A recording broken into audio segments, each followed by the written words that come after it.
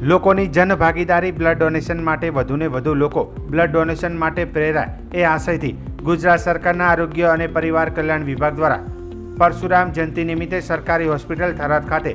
આદર્શ બ્લડ બેંકના સહયોગથી બ્લડ ડોનેશન કેમ્પનું આયોજન કરવામાં આવ્યું હતું, જેમાં 35 જેટલી બ્લડની બોટલો એકત્રિત કરવામાં આવી હતી, જેમાં બ્લડ ડોનેટ કરનાર વ્યક્તિને સર્ટિફિકેટ તેમજ પૂર્વ સરપંચ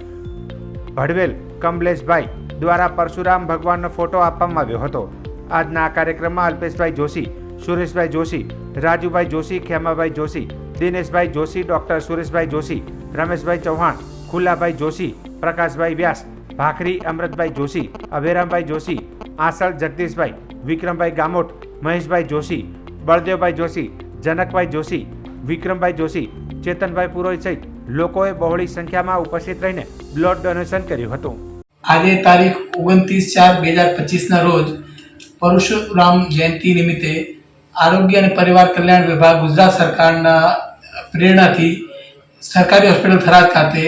સ્વૈચ્છિક રક્તદાન કેમ્પનું આયોજન કરવામાં આવ્યું, જેનાથી સ્વૈચ્છિક રક્તદાનની પ્રવૃત્તિમાં વધારો થાય અને વધુમાં વધુ લોકો રક્તદાન કરવા પ્રેરાય એના માટેનો આયોજન હતો,